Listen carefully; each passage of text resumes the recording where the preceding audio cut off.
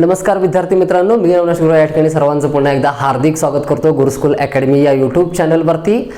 व्हिडिओचं thumbnail बघून या ठिकाणी व्हिडिओला तुम्ही सुरुवात केली म्हणजे तुम्हाला नक्कीच माहिती आहे की आजच्या व्हिडिओमध्ये आपण आज सकाळी 11 ते 12 या वेळेमध्ये जो महाराष्ट्र राज्य अराजपत्रित दुय्यम सेवा गट ब पूर्व परीक्षा 2020 जी 2021 मध्ये झाली 4 सप्टेंबर रोजी, तर त्या पेपरमधील जे मॅथ्स आणि रिझनिंग वरील जे क्वेश्चन होते गणित आणि बुद्धिमत्तेवरील, तर त्या प्रश्नांच्या संदर्भात आपल्याला काही सविस्तर चर्चा करायची आहे।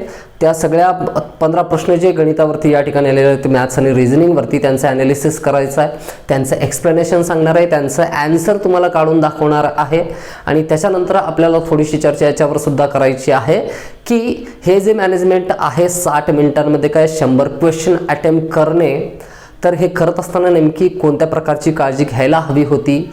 असे नवीन बरेच विद्यार्थी आहेत ज्यांनी पहिल्यांदा एक्झामला या ठिकाणी काय फेस केला असेल, पहिल्यांदा सामोरं गेलेले असतील आणि खूप साऱ्या चुका त्यांच्या काय परीक्षागृहाच्या बाहेर येत असताना लक्षात आलेल्या असतील किंवा 5 मिनिटं अगोदर जो टोल होतो त्यावेळेस सुद्धा काय गोष्टी लक्षात आलेल्या असतील की आपला आणखीन काय काय राहून गेलेलं आहे आणि या 60 मिनिटांमध्ये 100 क्वेश्चन अटेम्प्ट करणं, वाचून ऑप्शन वाचून या ठिकाणी उत्तर नमूद करणं अशक्य गोष्ट आहे आणि त्याचं मॅनेजमेंट नेमकं कसं असायला पाहिजे, तर या संदर्भात म्हणजे फेस केल्याशिवाय या गोष्टी कधी समजत नाहीत। तर सगळ्यात अगोदर जे क्वेश्चन पेपरमध्ये दिलेले प्रश्न आहेत तर ते क्वेश्चन्स आपण काय एकानंतर एक रिझनिंगचे असतील किंवा मॅथ्सवरले असतील ॲप्टिट्यूडच्या संदर्भात, तर त्या सर्व प्रश्नांची उत्तरं कोणत्या पद्धतीने येतील, कोणत्या पद्धतीने भर दिलेला होता, डिस्ट्रीब्युशन कसं होतं क्वेश्चनचं या ठिकाणी आपण बघणार आहोत। तर आणि इझी वेमध्ये असलेले क्वेश्चन कोणते आहेत, थोडेसे हार्ड असलेले कोणते आहेत, तर कमेंटमध्ये सर्व विद्यार्थी एवढं कळवायचं आहे जे परीक्षा देऊन आलेले आहेत, आता सध्या जे व्हिडिओ बघतायत तर प्रत्येकाने मग तुमच्यासाठी परीक्षा कशी होती बघा। परीक्षेचं एक स्वरूप आहे, क्वेश्चन पेपरचं एक स्वरूप असतो, एकतर क्वेश्चन पेपर हार्ड असेल किंवा मिड रेट लेवलचा असेल म्हणजे थोडंसं मध्यम स्वरूपाचा पेपर होता किंवा सोपा होता तुमच्यासाठी, किंवा सगळेच घटक पेपरमधले सोपे होते असं नाही। जनरल सायन्स आहे, त्याच्यानंतर मॅथ्स आहे, ॲप्टिट्यूड आणि रिझनिंग आहे, त्याच्यानंतर पॉलिटी आहे, जिओग्राफी आहे, जिओग्राफीमध्ये इंडियन आणि महाराष्ट्रीयन जिओग्राफी आहे, त्याच्यानंतर करंटचा भाग आहे, इकॉनॉमिक्सचा भाग आहे। तर यांच्यापैकी कुठला पोर्शन कुठला घटक तुमच्यासाठी काय जास्त अवघड होतं हे सुद्धा काय व्हिडिओमध्ये नमूद करा, जेणेकरून आपल्या काय पुढच्या व्हिडिओमध्ये पुढल्या सेशनमध्ये आपण जे काही मी सांगेन परीक्षेच्या संदर्भात तर तुमचे फीडबॅक त्यासाठी काही नक्कीच मदत करतील। तर चला तर मग या ठिकाणी काय सुरुवात करू। जे प्रश्न या ठिकाणी काय विचारण्यात आलेले होते एकूण 15 प्रश्न मॅथ्स आणि रिझनिंग वरती होते बघा। मी थोडंसं या ठिकाणी साईडला होईल अशा पद्धतीने थोडंसं या ठिकाणी रचना केलेली आहे की पलीकडच्या बाजूला तुम्हाला काय क्वेश्चन जो आहे तो डिस्प्ले होत असेल, मला दिसणार नाही तो, मी क्वेश्चन पेपरची काय मदत घेऊन या ठिकाणी काय प्रश्न वाचेन आणि त्यांचे एक्सप्लेनेशन जे आहे तर आपण या ठिकाणी बघू आणि पलीकडच्या दिशेला या ठिकाणी तर ही जागा ठेवू आपण काय तुम्हाला क्वेश्चन व्यवस्थित दिसण्यासाठी, म्हणजे प्रश्नपत्रिका वगैरे घ्यायची आवश्यकता नाही, व्हिडिओमध्ये तुम्हाला काय सगळ्याच गोष्टी या ठिकाणी काय मदत करतील, प्रश्न तिकडे दिसत राहील आणि एक्सप्लेनेशन आपण या ठिकाणी काय करू। एकूण 15 प्रश्न विचारले गेलेले होते मॅथमॅटिक्स आणि रिझनिंग वरती, गणित आणि बुद्धिमत्तावरती काय एकूण मिळून प्रत्येक वेळेस काय हाच प्रपोर्शन आहे, त्याच प्रपोर्शनमध्ये क्वेश्चन विचारलेले आहेत। त्यापैकी जे वर्बल क्वेश्चन होते या ठिकाणी बघा, वर्बल म्हणण्यापेक्षा आपल्याला असं म्हणता येईल की मॅथ्स वरती आलेले प्रश्नांची संख्या होती 7 आणि जे रिझनिंग वरती किंवा मेंटल ॲबिलिटी वरती जे प्रश्न विचारले गेलेले होते तर त्यांची संख्या होती काय एकूण 8। अशा पद्धतीने काय एकूण 15 प्रश्न या ठिकाणी विचारले गेलेले होते। त्यापैकी मला म्हणता येईल की 3 क्वेश्चन्स असे होते जे की नॉन वर्बल होते या ठिकाणी, ज्याच्यामध्ये डायग्रामचा उपयोग केलेला असतो, जसे काय नंबरचे कॉलम दिलेले होते फर्स्ट क्वेश्चन, त्याच्यानंतर एक होतं काय पेपर ट्रान्सपरंट पेपर फोल्ड करायचे, तर मग काय रिझल्टंट काय मिळेल याच्याबद्दल एक क्वेश्चन आहे।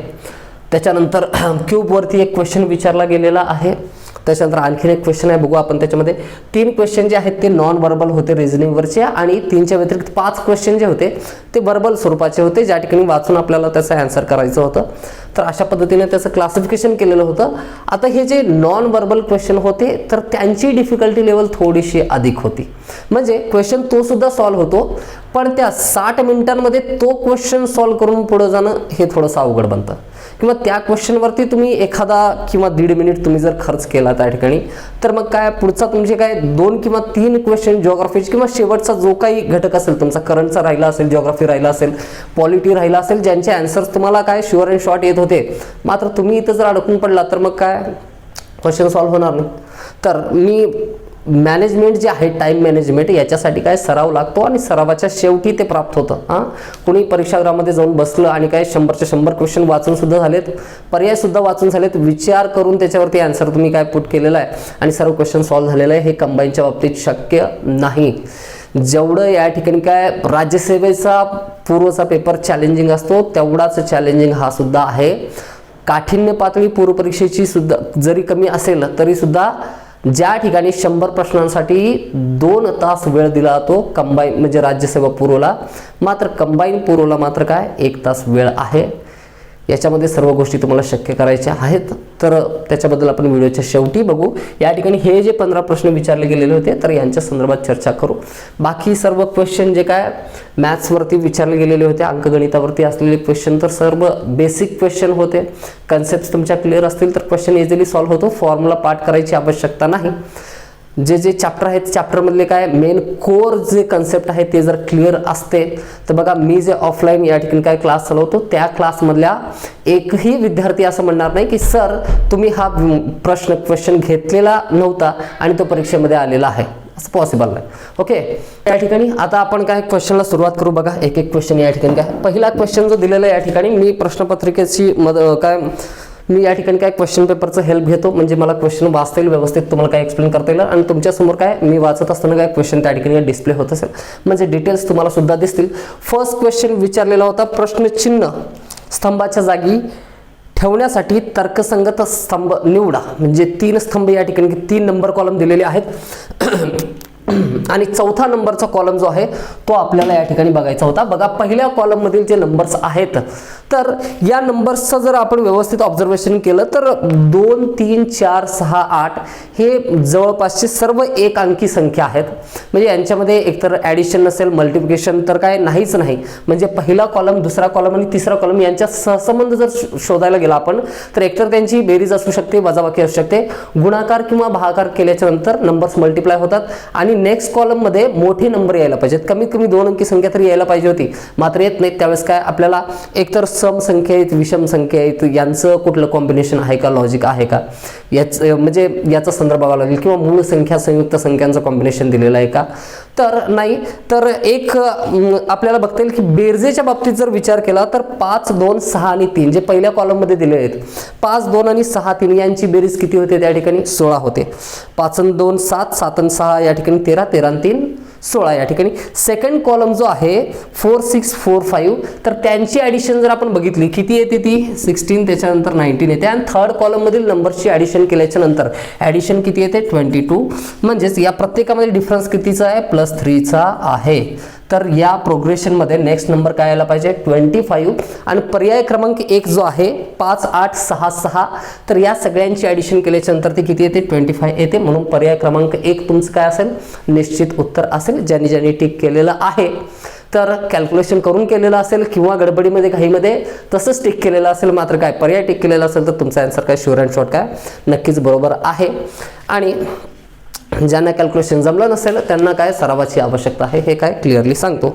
त्याच्यानंतर सेकंड क्वेश्चन दिलेला आहे, प्रत्येक वाक्यातील रिकाम्या जागेत चपखल बसून दिलेल्या संदर्भात 2 स्वतंत्र व समान अर्थाची पूर्ण वाक्य तयार करतील अशी शब्दजोडी वा शब्दसमूह जोडी निवडा असं सांगितलेलं आहे. पर्यायामध्ये काय शब्दांच्या जोड्या दिलेल्या, त्यापैकी कुठलाही शब्द जर काय आपण बसवला तर तो काय चपखल बसून दिलेल्या संदर्भात, चपखल म्हणजे काय ॲक्युरेट एकदम तंतोतंत बरोबर बसला पाहिजे असे शब्द निवडायचे आहेत आणि ते जे तयार होणारे वाक्य आहेत ते अर्थपूर्ण असायला पाहिजे. या ठिकाणी सेंटेन्स काय दिलेलं आहे त्याचा अगोदर अर्थ लक्षात घ्या, म्हणजे कोणता बरोबर पर्याय त्या ठिकाणी काय आपल्याला कोणता बरोबर शब्द त्या ठिकाणी ठेवता येईल याचा आपण विचार करू. रोखे बाजार जोरदार कोसळल्यामुळे एक पहिलं विधान म्हणजे स्टेटमेंट, हाफ ऑफ स्टेटमेंटमध्ये एवढं आपल्याला कळतं की रोखे बाजार जे आहे स्टॉक मार्केट जे आहे ते डाऊन झालेलं पडलेलं आहे, त्याच्यामुळं खरेदी विक्री व्यवहार करतानाची त्या गुंतवणूकदाराची डॅश डॅश मनस्थिती विसंगत वाटत होती. होती. आता बघा पहिल्या वाक्यामध्ये दिलेलं काय आहे, रोखे बाजार तर कोसळलाय, मात्र तो गुंतवणूकदार म्हणजे काय, तो त्या ठिकाणी काय गुंतवतोय, म्हणजे आणखीन शेअर्स काय खरेदी करतोय. आता शेअर्स खरेदी करत असताना त्याची मनस्थिती जी आहे ती विसंगत वाटत होती. आता विसंगत वाटण्याचं कारण काय, विसंगत केव्हा वाटतं, जर समजा एखादा व्यक्ती एखादा सिच्युएशन आहे आणि त्या सिच्युएशनला अनुसरून जर काम करत असेल तर ते आपल्याला काय सहज आणि साहजिक वाटतं. आणि त्या परिस्थितीमध्ये जी क्रिया करायला नको तर ती जर क्रिया करत असेल, म्हणजे विसंगत काहीतरी करत असेल, परिस्थितीच्या उलट काहीतरी करत असेल, तर मग आपल्याला काय वाटतं, विसंगत, त्याची मनस्थिती विसंगत आहे असं वाटतं. म्हणजे एखादी दुःखद घटना आहे आणि त्यावेळेस एखाद्या व्यक्ती हसतोय तर त्यावेळेस आपल्याला तर विसंगत वाटेल. तर निश्चितपणे आपल्याला सांगता येईल की गुंतवणूकदाराची कमजोर मनस्थिती, कमजोर. आता बघा शेअर मार्केट पडलेलं असेल तर गुंतवणूकदार जो आहे, शेअर्स ज्यांनी खरेदी केले त्याची मनस्थिती कशी असेल, कमजोर असेल. पण कमजोर असणं हे विसंगत वाटतं का, नाही. त्याच्यानंतर सांत्वना पलीकडची आणि उपरोधिक म्हणलंय, तर हे सुद्धा पर्याय बरोबर आहे. तर पर्याय निश्चितपणे काय, सहज अर्थ आहे. बघा रोखे बाजार जोरदार कोसळल्यामुळे खरेदी विक्री व्यवहार करतानाची त्या गुंतवणूकदाराची आशावादी आणि आनंदी मनस्थिती जी होती, म्हणजे काय आनंदी सुद्धा आहे आणि आशावादी सुद्धा आहे, हे त्याचं वागणं मात्र काय विसंगत वाटू शकतं. म्हणून पर्याय क्रमांक 3 जो आहे तो या ठिकाणी काय आन्सर असेल या ठिकाणी. ओके, त्याच्यानंतर बघा पुढचं क्वेश्चन दिलेला आहे, घनाकृती ठोकळा दिलेला आहे त्या ठिकाणी.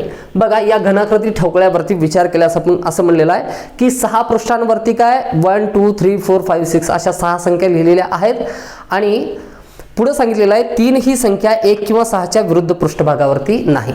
बघा अशा पद्धतीने घनाकृती ठोकळा दिलेला आहे. मी या ठिकाणी काय काढतो म्हणजे व्यवस्थित तुम्हाला दिसेल.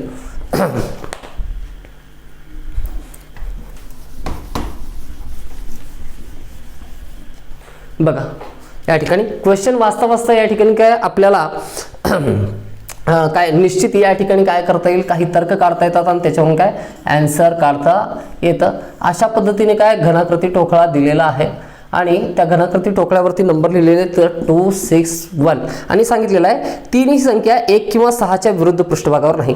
3 ही संख्या 1 किंवा 6च्या विरुद्ध पृष्ठभागावरती नाही, तर निश्चितपणे कुणाच्या विरुद्ध पृष्ठभागावरती असेल, 2च्या विरुद्ध पृष्ठभागावरती असेल. त्याच्यानंतर सांगितलंय की 4 ही संख्या 6च्या विरुद्ध पृष्ठभागावरती नाही. 4 ही संख्या 6च्या विरुद्ध पृष्ठभागावरती नाही आणि 2च्या विरुद्ध पृष्ठभागावरती 3 आहे, तर 4 हा कोणाच्या विरुद्ध असेल, 1च्या विरुद्ध कोण असेल, 4 असेल. आणि निश्चितपणे 6च्या विरुद्ध कोण असेल, आता निश्चितपणे 5 असेल. आपल्याला काय म्हणलेलं आहे की जर 1 ही संख्या वरच्या पृष्ठभागावर राहील, जशाच तसं राहील, पोझिशन चेंज करायची नाही.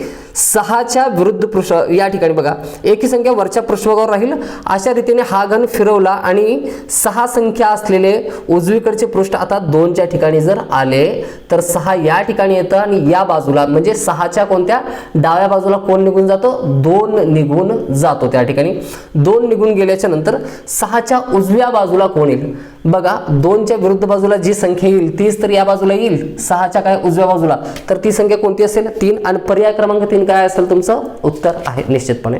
म्हणजे क्वेश्चन वाचत गेलो, आपल्याला हे 2 कॉम्बिनेशन्स तयार करता आले, त्याच्यावरून तिसरं कॉम्बिनेशन आपण बघितलं. अशा पद्धतीने काय 6च्या उजव्या बाजूला कोणती संख्या मिळते, 3 ही संख्या मिळते. तर नेक्स्ट क्वेश्चन बघा नेक्स्ट क्वेश्चन सगळ्यांना डिस्प्ले होत असेल. सोबतच्या जायची घडी घालून घनाकार काय मिळवला, तर घनाच्या पृष्ठभागावरील 2 किंवा अधिक कर्ण रेषा जितक्या शिरोबिंदू छेदतात त्यांची संख्या, शिरोबिंदूंची संख्या सांगायचं आहे ज्या ठिकाणी 2 कर्ण एकत्रित काय छेदत असतात. बघा हा घनाकृती क्वेश्चन तर तुम्हाला स्पष्टपणे त्या ठिकाणी दिसतोय. तर अशा पद्धतीने घनाकृती ठोकळा आहे, याच्यावरती समजा अशा पद्धतीने काय कर्ण काढलेले आहेत आणि निश्चितपणे एक शिरोबिंदू तर आपल्याला माहिती आहे या ठिकाणी कोणता असेल. बघा तर अशा पद्धतीने हा या ठिकाणी आणि हा एक काय 6 पृष्ठभागांचा मिळून काय असतो, कर्ण असतो, एवढं आपल्याला माहिती आहे. आणि यांच्यामध्ये दिलेले कर्ण अशा पद्धतीने आहेत. बघा याच्याबद्दल काही फॅक्ट आपल्याला काय घनाकृती ठोकळ्याच्या बाबतीत आपल्याला माहिती पाहिजे. जेव्हा अशा प्रकारचा घनाकृती ठोकळा आहे, मी नावं देऊन ठेवतो ABCDE आणि F, म्हणजे सांगत असताना काय कन्फ्युजन होणार नाही. बघा एक शिरोबिंदू असा आहे बी, ई आणि डी पृष्ठभागावरचा, ज्या ठिकाणची कर्ण एकत्रितपणे मिळतात, एक शिरोबिंदू झाला. त्याच्यानंतर दुसरा, निश्चितपणे ज्यावेळेस आपण याची घडी घालून काय घनाकृती ठोकळा तयार करू त्यावेळेस ए आणि सी जे आहेत या ठिकाणी, तर ए आणि सी एकत्रित येतात. एकत्र म्हणजे काय, म्हणजे ही जी यांचा हा जो छेद आहे तो चिटकतो, तर हे दोन्ही कर्ण एकमेकांना स्पर्श करतात का एकाच शिरोबिंदूमध्ये, करतात. तर तो असेल काय दुसरा. आणि त्याच्यानंतर या ठिकाणी बघा आता हा सी आणि ई जेव्हा एकमेकांना चिटकतील, या टोकावरती तर कर्ण नाही म्हणून हा चान्स नाही.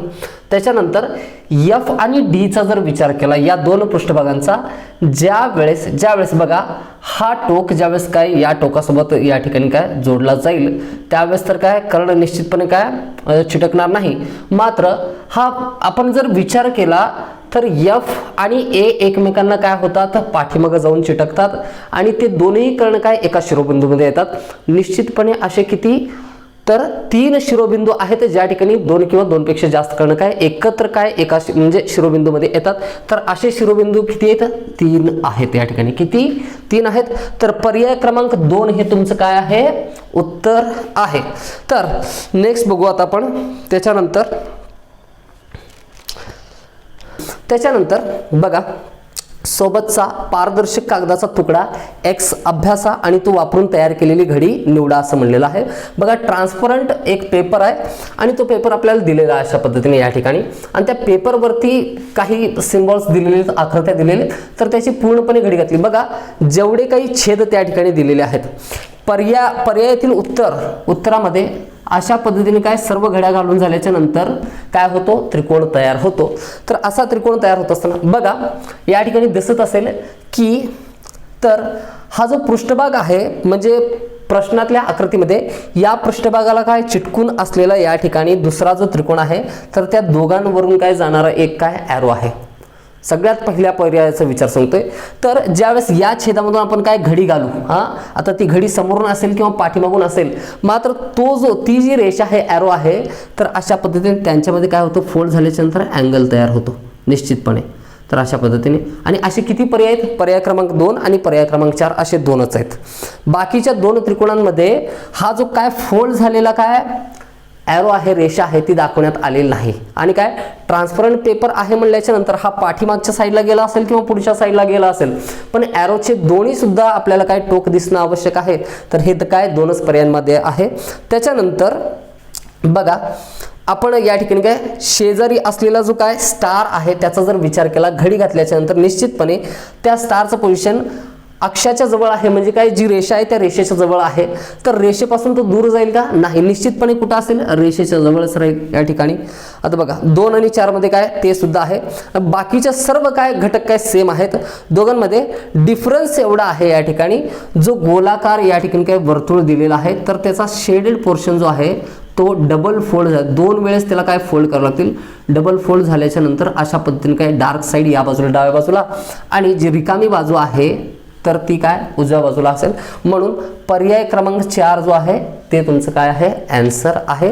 बघा हे या सर्व गोष्टी इमॅजिनेशन करून आणि एलिमिनेशन मेथडने काय सॉल्व्ह करण्याची पद्धती आहे या ठिकाणी. तर बघा घनाकृती ठोकळ्याचा क्वेश्चन असा आहे की बराच वेळा तुम्ही तिथं वेळ खर्च केल्याच्या नंतर सुद्धा काय आन्सर येण्याची शक्यता असत नाही. समजा की मी असं म्हणेन 100 प्रश्नांमधील 60 मिनिटांमध्ये काय 100 प्रश्न सॉल्व्ह होणारच नाहीत. काय समजा 2 क्वेश्चन सोडून द्यायचे, तर हाच तो क्वेश्चन असेल जो सोडून द्यायचा आहे, ज्याचा आन्सर आपल्याला येत नाही. हे ठरवायला काय अगोदर आपल्याला काय यायला पाहिजे, म्हणजे काय सोडवायचं याच्या अगोदर काय सोडवायचं नाही हे निश्चित करणं आवश्यक असतं. कुठं वेळ वाया घालवायचा नाही. एक सेकंद आपल्याला त्या ठिकाणी काय महत्त्वाचा आहे. नेक्स्ट क्वेश्चन बघा. तर त्याच्यानंतर नेक्स्ट बघायचं आपल्याला. बघा काय सांगितले, पूर्णतः वेगळी जीवनशैली असलेल्या तरुणांकडून होणाऱ्या मतदानाला लागलेली उतरती कळा प्रामुख्याने निवडणुकात मतदात्यांच्या संख्येला लागलेल्या ओहटीला कारणीभूत असल्याचे स्पष्टीकरण केले जाते. स्पष्टीकरण हे केलेलं आहे की निवडणुकीमध्ये मतदात्यांची संख्या जी आहे ती याला ओहटी लागलेली आहे आणि तरुण पिढी जी आहे ती मतदान करत नाही, याच्यामुळे असं घडलेलं आहे. या 2 गोष्टी स्पष्ट झाल्या. वयस्क लोक मतदान करण्याची शक्यता अधिक आहे, याच्यामुळेच म्हणजे त्याचं रिझल्ट म्हणता येईल. जर हीच प्रथा चालू राहिली तर मतदात्यांची संख्या खूपच कमी असल्यामुळे बहुसंख्यांच्या इच्छा निर्देशित केल्या जाणार नाहीत आणि शासनाला प्रशासन करण्याचा अधिकार आहे असं म्हणता येणार नाही, अशा स्थितीला आपण पोहोचण्याची शक्यता आहे. जर वरी दिलेल्या 2 वाक्यांमध्ये जी काय पॉसिबिलिटी सांगितली होती ते जर घडलं तर आपण या स्थितीला येऊ शकतो असं सांगितलेलं आहे. लोकांच्या इच्छांची दखल वरील युक्तिवादात घेतली जाण्यासाठी समाजाने पारंपरिक निवडणुकींना पर्याय शोधणे गरजेचे आहे असं सांगितलेलं आहे. म्हणजे नवीन पर्याय शोधायला पाहिजेत असं सुद्धा सांगितलेलं आहे. तर यातील युक्तिवादातील त्रुटी सर्वात चांगल्यापणे प्रतीत करणारा योग्य पर्याय कोणता असेल बघा. पर्याय वाचल्याच्या नंतर पर्याय या ठिकाणी दिसत असेल, क्वेश्चन पूर्णपणे तुम्हाला काय डिस्प्ले होत असेल. मी या ठिकाणी काय क्वेश्चन पेपरचं काय मदत घेऊन या ठिकाणी काय वाचतोय. तर पर्याय क्रमांक 1 आहे, निवडणूक ही सर्व लोकशाही देशात समान शासन निवडीसाठी उत्तम प्रकारे प्रस्थापित झालेली एकमेव प्रक्रिया आहे. निश्चित म्हणता येत नाही, हे विधान निवडणुकीच्या संदर्भात आहे. मात्र याच्याबद्दल लोकशाही देशामध्ये निवडणूक प्रक्रिया कशी असायला पाहिजे याच्याबद्दल चर्चा करण्यात आलेली नाही पॅसेजमध्ये.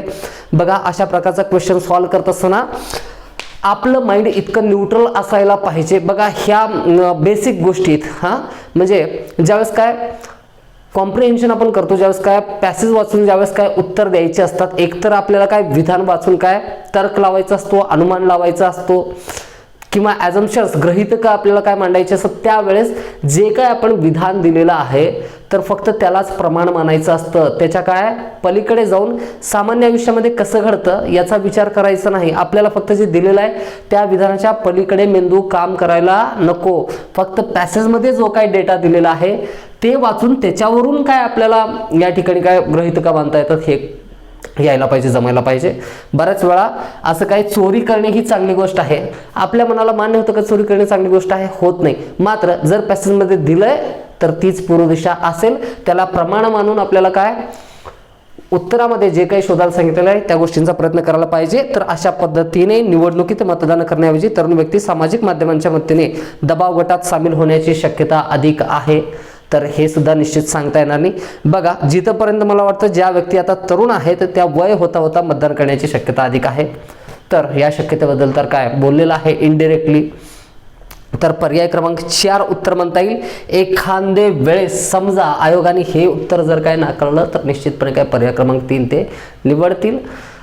मग 99% मी सांगतो की पर्याय क्रमांक 4 हे काय उत्तर असेल.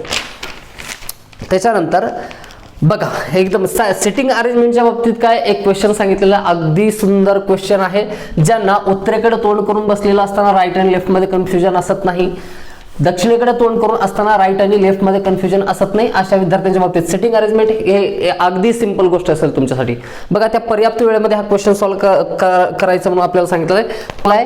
ए बी सी डी आणि ई हे 5 व्यक्ती आहेत जे कुणीकडे तोंड करून बसलेले आहेत, दक्षिणेकडे तोंड करून बसलेले 5 व्यक्ती कोणते कोणते ए बी सी डी आणि ई. पण कुणाचं स्थान कुठं आहे हे खालील विधानांमध्ये दिलेलं आहे. M N O P Q हे जे व्यक्ती आहेत ते कुठं बसलेले आहेत, उत्तरेकडे तोंड करून बसलेले आहेत. आणि ज्यांना माहिती आहे उत्तरेकडे तोंड करून बसलेलं असताना उजवी आणि डावी दिशा ज्यांना कन्फ्यूज होणार नाही, दक्षिणेकडे तोंड केलेलं असताना उजवी आणि डावी बाजू काय होतात, उत्तरेकडे तोंड करून बसलेलं असताना ज्या दिशा असतील त्यांच्या काय एक्झॅक्ट वाईस वर्सा होतं, अपोजिट होतं. याच्यामध्ये ज्यांना कन्फ्युजन असत नाही त्यांचं सेटिंग अरेंजमेंट काय काही सेकंदांमध्ये काय पूर्ण होतं. बघा विधान काय काय दिले, एक एक विधान वाचू आणि काय ज्यांची पोझिशन फिक्स होते ती आपण काय करत चालू. इकडे A B C D E आहेत आणि इकडे M N O P Q आहेत, एवढं लक्षात ठेवा. ई हा ओच्या समोर आहे एवढं आपल्याला निश्चितपणे माहित आहे की ई हा कुणाच्या समोर आहे, ओच्या समोर आहे या ठिकाणी.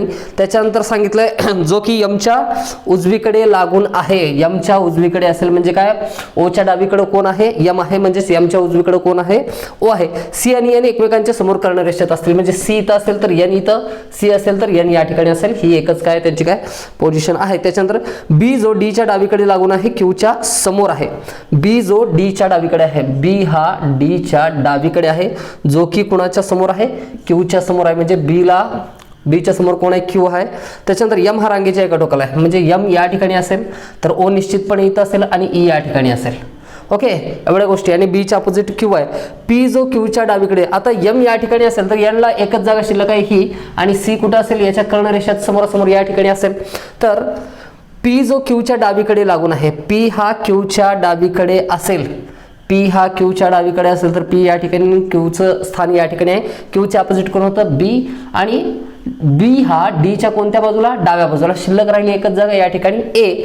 तर समजा आपल्याला आता काय आन्सर समजलेला असेल, अशा पद्धतीने काय अरेंजमेंट करायची होती. तर बघा पुढे काय सांगितलेलं आहे, जर बी हा ईच्या जागेवर गेला, बी हा समजा बी हा ईच्या जागेवरती गेला, त्याच्यानंतर ई हा क्यूच्या जागेवरती गेला, ई हा क्यूच्या जागेवरती गेला या ठिकाणी, आणि त्याच्यानंतर क्यू हा बीच्या जागेवरती गेला, क्यू हा बीच्या जागेवरती गेला. तर ओच्या समोरील व्यक्तीच्या डावीकडून म्हणजे दुसरी व्यक्ती कोणती आहे, क्यू आहे. तर पर्याय क्रमांक कोणता, 1 हे तुमचं काय आहे, आन्सर आहे.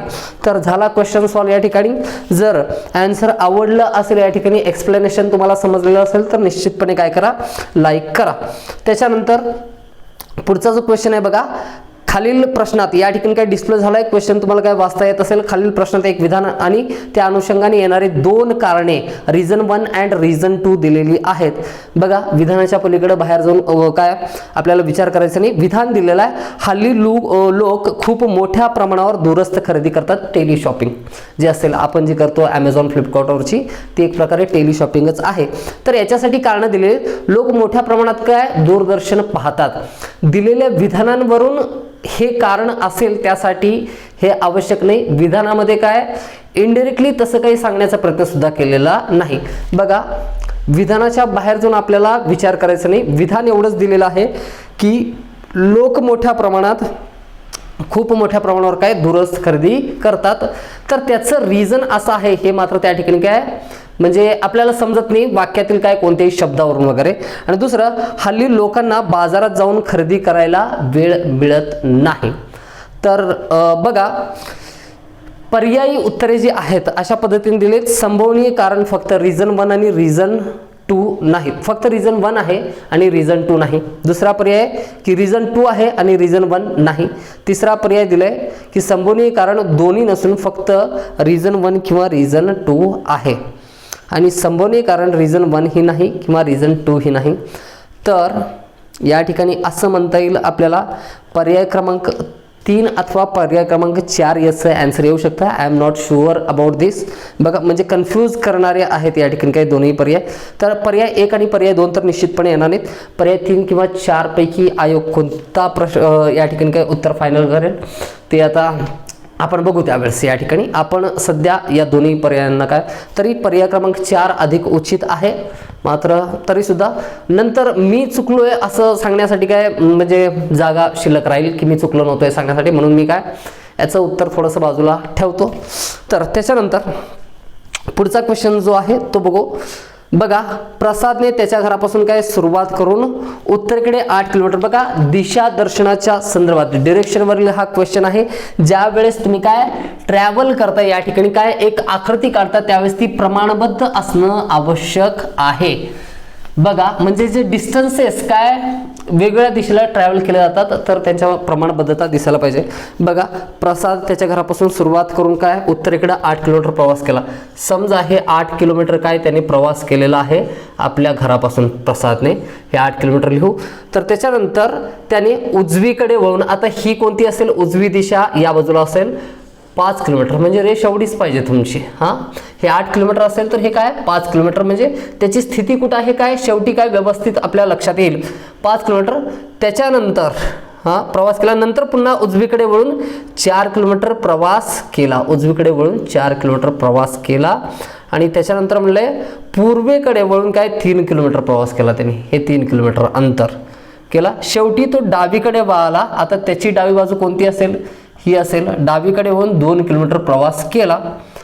तर शेवटी तो डावीकडे 2 किलोमीटर प्रवास केला, तर तो त्याच्या घरापासून किती किलोमीटर अंतरावरती आहे. बघा हे डिस्टन्स आपल्याला काय काढायचं, हे अंतर काढायचं आहे किती आहे.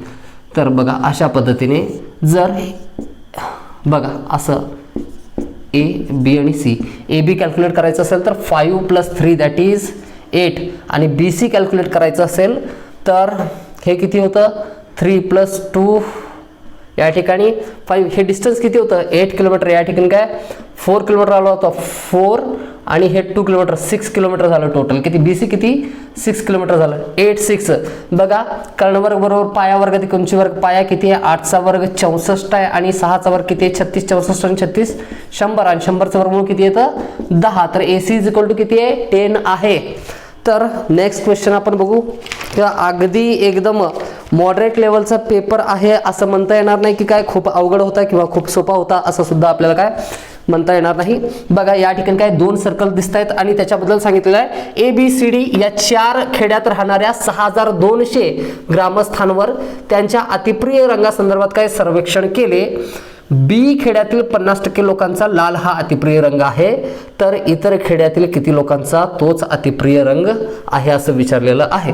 बघा इन्फॉर्मेशन दिलेले पहिल्या सर्कल जे दिले ते समजणं आवश्यक आहे. या ठिकाणी जो डेटा आपल्या समोर मांडलेला आहे बघा पहिल्या वर्तुळामध्ये दिलेला आहे B या खेड्यामध्ये किती टक्के लोक राहतात एकूण 23% लोक राहतात. एकूण लोकसंख्या किती आहे चारही खेड्यांची मिळून 6200.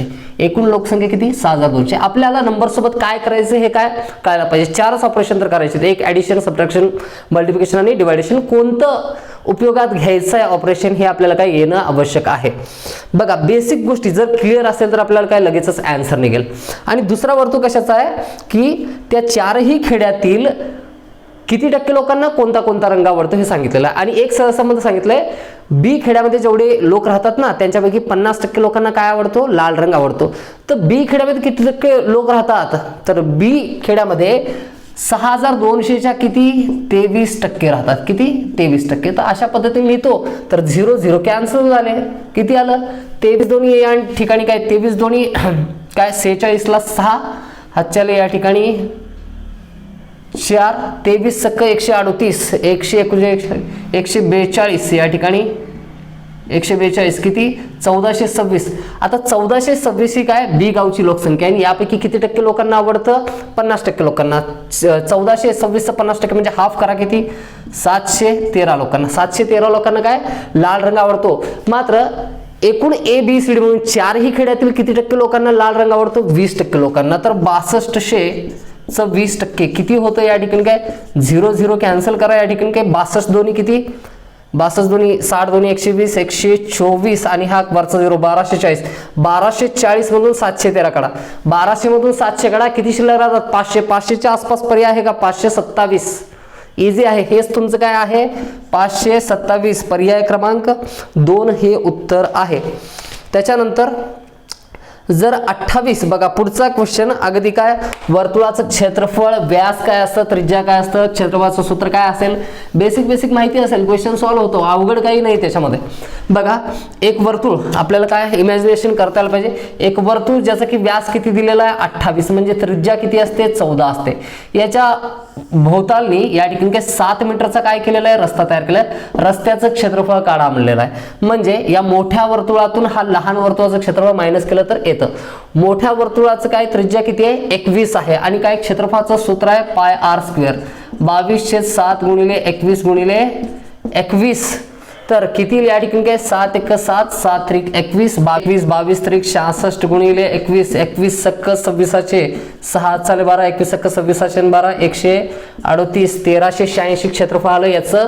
आणि आतला वर्तुळ कोणता आहे 22/7 गुणिले त्याची त्रिज्या किती आहे 14 गुणिले 14 या ठिकाणी 7 1 7 7 दोन्ही 14 या ठिकाणी 14 दोन्ही 28 गुणिले 22 करायचं आहे. बघा 28 दोन्ही आपल्याला काय 22चा पाडा 28 पर्यंत किंवा 8 पर्यंत आपल्याला येत नाही माहिती आपल्याला 28 चा 2 पर्यंत 28 दोन्ही 56 ला 6 हात चाले 5 28 दोन्ही 56 56 आणि 5 या ठिकाणी किती 616 616 याच्यामधून मायनस करा किती राहतं या ठिकाणी 13 मध्ये 7 राहिले 0 770 चौरस मीटर हे काय आहे क्षेत्रफळ आहे.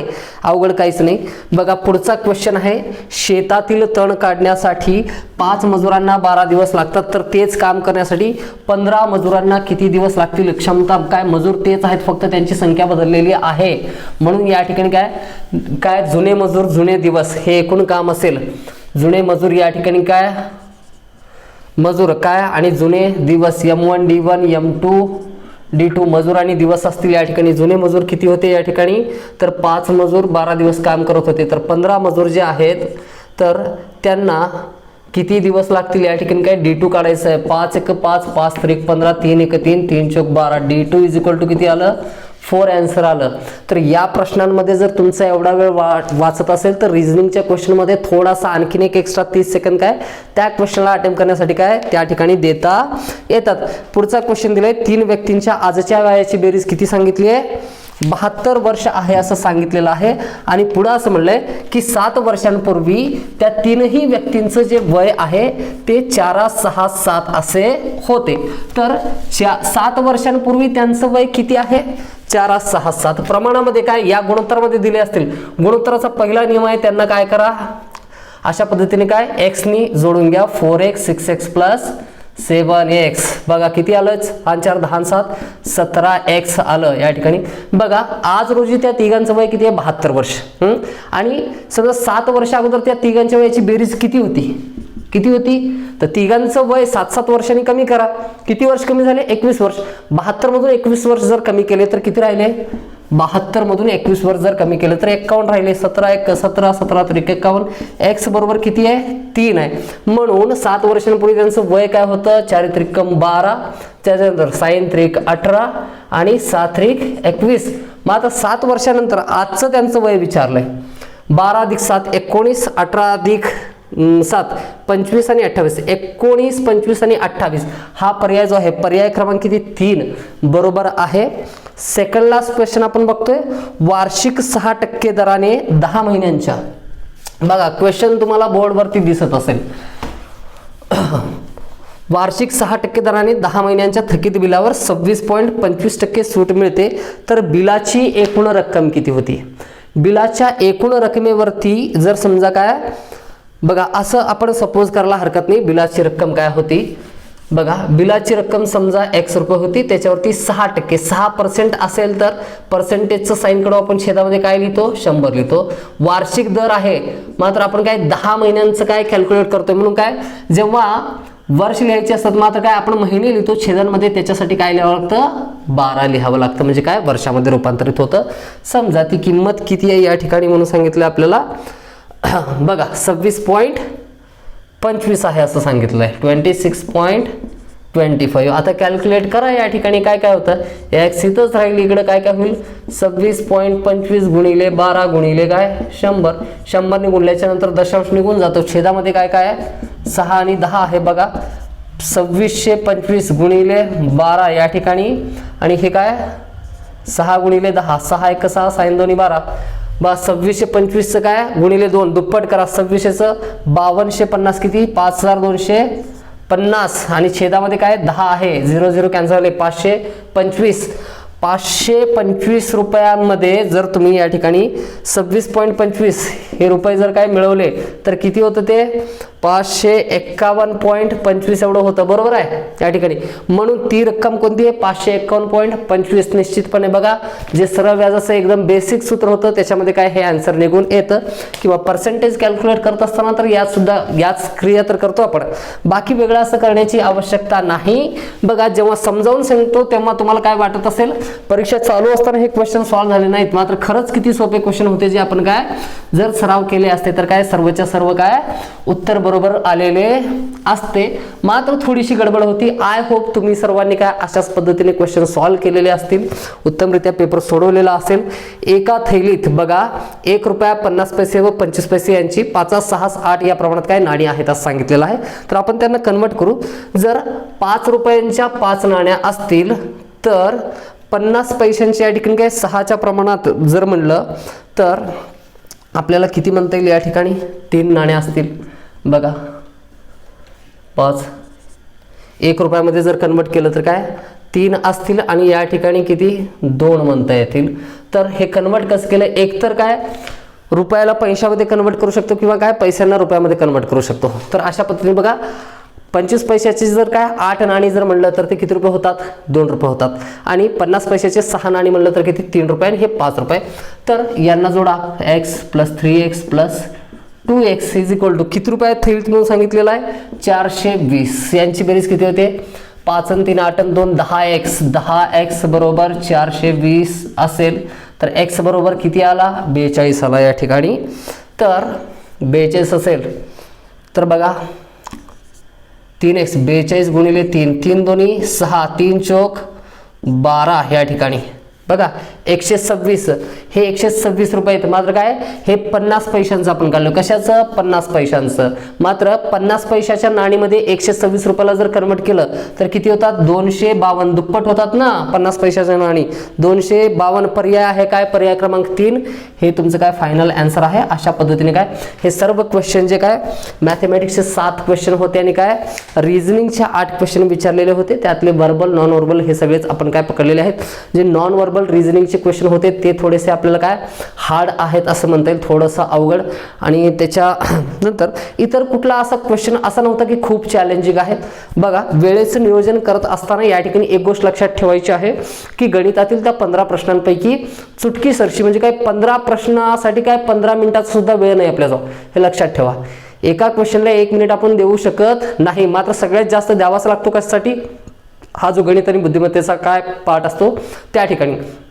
आता तो वेळ तुम्ही काय हिस्ट्रीतून चोरून काढताय, जिओग्राफीतून चोरून काढताय तर ते तुमच्यावरती डिपेंड आहे. काय सिंगल स्टेटमेंटमध्ये ज्या ठिकाणी आन्सर असतं तिथं प्रश्न वाचल्या एकतर तुम्हाला उत्तर येत असतं किंवा उत्तर येत असतं. अशा गोष्टी असतात. बघा या काय 60 मिनिटामध्ये 100 क्वेश्चन जे आहेत ते कधी तुमचे अटेम्प्ट होणार नाहीत. तर एक लक्षात घ्या कमीत कमी तुमचे 10 ते 15 क्वेश्चन असे असणार आहेत जे अनअटेम्प्टेड राहतात. मग तुम्हाला ठरवायचं असतं क्वेश्चन वाचून झाल्याच्या नंतर यांना विचार न करता कोणता क्वेश्चन सोडून द्यायचा आहे. पण मॅथ्समधले असे जास्तीत जास्त तुम्ही 1 किंवा 2 क्वेश्चन काय स्किप करू शकता जर सराव कमी असेल तर. बघा आपण आकृत्यांवरती आधारित जे प्रश्न होते जिथं कन्फ्युजन, जिथं कल्पनाशक्ती जास्त काम करत नाही, जिथं कन्फ्युजन्स जास्त क्रिएट होतात, थोडासा अधिक वेळ लागतो, ते क्वेश्चन्स काय स्किप करण्याचेच क्वेश्चन आहेत. तर राज्यसेवा या ठिकाणी काय कंबाईन पूर्व परीक्षा तुम्हाला असं सांगते की तुम्हाला एक टार्गेट तुमचा अगोदरच काय सेट असायला पाहिजे. तेवढेच क्वेश्चन सॉल्व्ह करून तुम्हाला तुमचा स्कोर करून काय पास आउट व्हायचं. सगळे क्वेश्चन सॉल्व्ह होत नसतात. हे नियोजन त्यांना कळतं ज्यांनी कमीत कमी 10 ते 15 सराव पेपर परीक्षेच्या अगोदरच्या 1 ते 1.5 महिन्यांच्या कालावधीत दिलेले असतात. मात्र संसाधनांची कमतरता अशी झाली म्हणजे हा जो 2 वर्षाचा काय एकदम हालाखीचा काळ सगळ्यांनी काय सोसलेला आहे. जिथं पुस्तक उपलब्ध नव्हतं, पुस्तक घ्यायचं असेल तर मार्केट अवेलेबल नव्हतं, लॉकडाऊन आहे वगैरे वगैरे, लायब्ररी नव्हत्या, बऱ्याच गोष्टी सराव पेपर तर नाही, तर खूप कमी संसाधनांचा वापर करून काय सर्व विद्यार्थ्यांनी काय ह्या पेपरला फेस केलेला आहे आणि आपापल्या परीनं प्रत्येकाने काय बेस दिलेला असेल. हे अशा पद्धतीने काय रिझनिंग आणि मॅथ्सचं जे एक्सप्लेनेशन होतं, जे ॲनालिसिस होतं ते आपण केलेलं आहे. तर तुमच्या उपयोगी पडेल. तर भावी पुढची जी परीक्षा आहे तर त्याचीसुद्धा काय व्यवस्थित तयारी करायची आहे आणि ज्यांचा स्कोअर चांगला येतो आहे असं वाटतं त्यांनी मेन्सच्या तयारीला काय लगेचच लागायचं आहे. आणि सगळ्यांना त्यासाठी काय हार्दिक शुभेच्छा. आय होप सगळ्यांनी पेपर चांगला दिलेला असेल. तर त्याचबरोबर काय याच्यासोबतच हा पहिला ॲनालिसिसचा व्हिडिओ मी या ठिकाणी केलेला आहे. तर याच्या व्यतिरिक्त इंडियन पॉलिटीला सुरुवात केलेली होती सेम चॅनलवरती आणि इंडियन जिओग्राफी जे होतं ते सुद्धा आपण काय स्टार्ट केलेलं होतं. बघा जिओग्राफीचे क्वेश्चन्स बघितले, मला अगदी आनंद झाला की जे इंडियन जिओग्राफीवरती काय 6 क्वेश्चन विचारले आहेत 15 पैकी आणि 9 क्वेश्चन महाराष्ट्र जिओग्राफीवरती ठेवलेले होते. तर त्या प्रश्नांपैकी 6 पैकी 5 प्रश्न जे आहेत तर मी जो अपलोड केलेला कंटेंट होता त्याच्या बाहेर आहे असं म्हणता येणार नाही. जिओग्राफीचे महाराष्ट्र जिओग्राफीचे सुद्धा क्वेश्चन राहिले असते, मात्र हे उचित असणार नाही कारण आणखीन महाराष्ट्राच्या जिओग्राफीवरले व्हिडिओ जे आहेत ते अपलोड झालेले नाहीत. तर ते सुद्धा व्हिडिओ नक्की बघून घ्या. तुमच्या मेन्सच्या एक्झामसाठी असतील, राज्यसेवा पूर्व आणि राज्यसेवा मुख्यच्या इतर पेपरसाठी काय नक्की उपयोगी पडेल. तर या ठिकाणी थांबू. ॲनालिसिस कसं वाटलं तुम्हाला काय प्रतिक्रिया कळवा आणि कमेंट करा या ठिकाणी काय निश्चितपणे. आणि पेपर कोणत्या स्वरूपाचा होता, तुमच्यासाठी हार्ड गेला, मीडियम गेला असेल किंवा अगदी सोपा गेलेला असेल हे निश्चितपणे कळवा. धन्यवाद.